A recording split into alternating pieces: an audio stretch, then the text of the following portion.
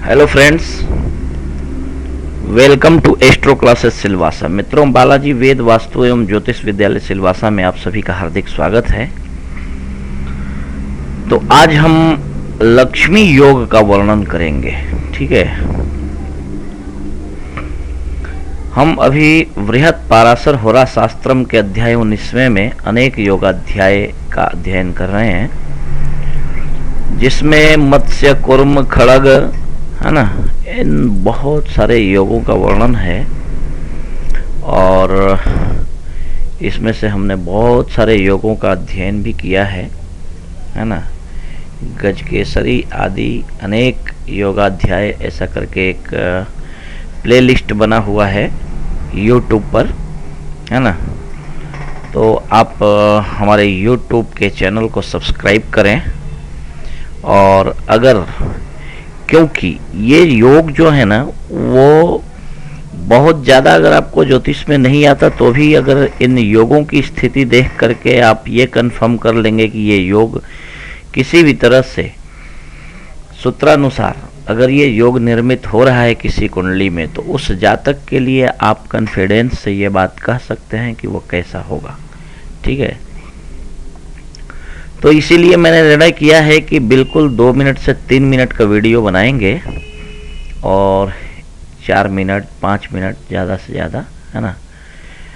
और इन सभी योगों का वर्णन आपके सामने करेंगे। तो please like my astro classes official Facebook page, facebook.com/astroclasses AA से, and follow me on Twitter @astroclasses, and subscribe my YouTube channel for new updates.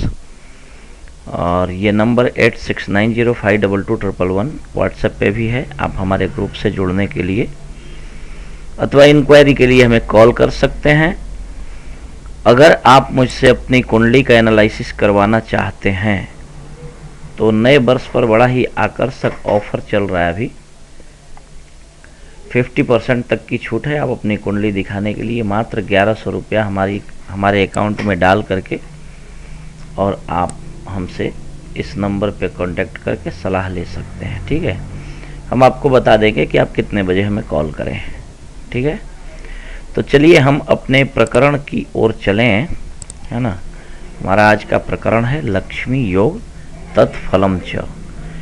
Lakshmi योग कैसे बनता है और उसका फल क्या होता है जिस कुंडली में ये लक्ष्मी योग रहता है। ठीक है, महर्षि पाराशर कहते हैं कि केंद्र मूल त्रिकोण स्थे भाग्य से परमोच्चगे लग्नाधिपे बलाढ़िये च लक्ष्मी योग इतीरतः। ठीक है, भाग्येश अपने परम उच्च में होकर के किसी केंद्र में 1, 4, 7 अथवा 10 में, अथवा अपने किसी मूल त्रिकोण राशि पर स्थित हो, लग्नेश कुंडली में अगर बलवान हो तो लक्ष्मी योग का निर्माण होता है।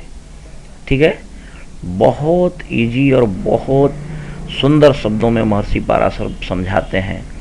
अगर आप इतने आसानी से समझाने पे भी नहीं समझ पाए तो अब आगे तो कोई कुछ नहीं कर सकता, है ना। तो इसलिए आप, बिल्कुल सीधी सी बात है कि अगर जिस कुंडली का भाग्य अर्थात 9th होम का मालिक ग्रह अपने परम उच्च में अथवा अपने मूल त्रिकोण में अथवा 1, 4, 7 और 10वें घर में से किसी एक घर में बैठा हो और उस कुंडली का लग्नेश जो हो वो बलवान हो, तो लक्ष्मी योग का निर्माण होता है। कहते हैं कि गुणाभिरामो बहुदेशनाथो विद्या महाकीर्तिरनंग रूपः दिगंत विश्रांत नृपाल वंद्यो राजाधिराजो बहुदार पुत्रः। क्या बात है, जबरदस्त।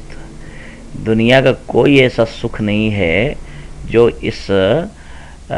उस कुंडली में न हो जिस कुंडली में लक्ष्मी योग का निर्माण हो रहा हो। तो आप गौर से देखें इस स्थिति को।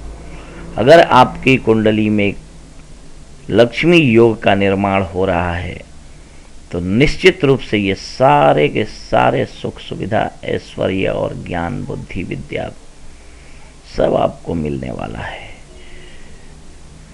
बहुपुत्र, बहुदार, राजाधिराजो नृपाल वंद्यो। क्या बात है, दिगंत विश्रांत मनंत कीर्तिम। क्या बात है, दिग दिगंत में उसकी कीर्ति फैली रहती है। जहाँ जाए वहीं ऐसो आराम से भरा हुआ देश मिलता है। अनंग रूप कामदेव के समान सुंदर होता है। बहुदेश नाथ हो, बहुत देशों का नाथ होता है, अर्थात चक्रवर्ती सम्राट होता है। गुणाभिरामो, सभी गुणों का खजाना होता है सज्जातक।